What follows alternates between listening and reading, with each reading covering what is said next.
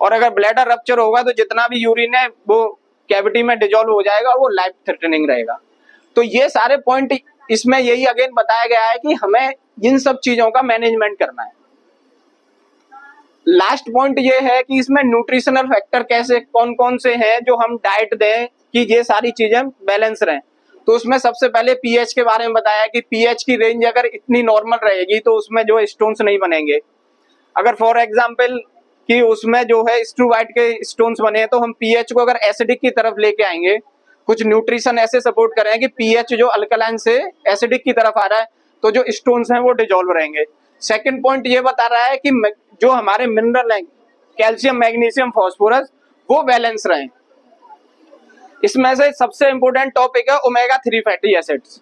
Omega 3 fatty acids क्या होता है कि जितने भी बेसिकली क्या है कि जो स्किन होती है, हेल्थ स्किन का जो रीजनरेशन है, स्किन जो बन रही है, जो एपिथेलियल सेल्स होती हैं उनकी रिपेयरिंग के लिए ओमेगा 3 फैटी एसिड चाहिए। और उसके साथ साथ हमें जो है जो स्किन की हेल्थ है वो बहुत इंपॉर्टेंट है, जो एपिथेलियल सेल्स है। तो अगर हम ओमेगा फैटी एसिड्स देंगे तो एक तो हेल्थ का जो एपिथेलियल सेल्स है उसका रीजनरेशन बहुत अच्छा रहेगा। सेकंड ये है कि अगर कहीं पे कोई प्रॉब्लम होगी तो वहां पे इन्फ्लामेशन होगी। इन्फ्लामेशन का अगर सीधा सा मीनिंग बोले तो स्वेलिंग आएगी। तो जब ओमेगा फैटी एसिड देते हैं तो वो स्वेलिंग को रिड्यूस कर देता है।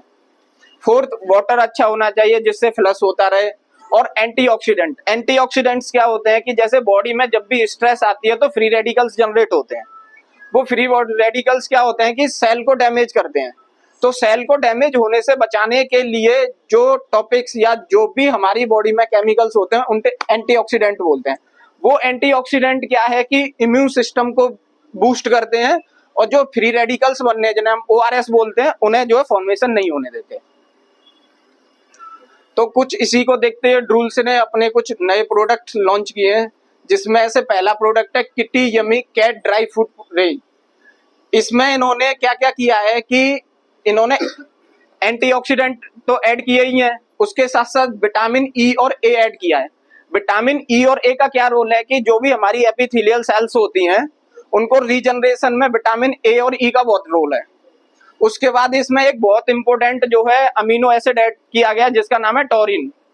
टॉरिन क्या होता है, ये इंपॉर्टेंट इसलिए है क्योंकि ये जो अमीनो एसिड है वो केवल कैट्स में प्रेजेंट होता है। जो मैं अभी टॉरिन की बात कर रहा हूं ये केवल कैट्स में होता है और किसी में नहीं मिलता।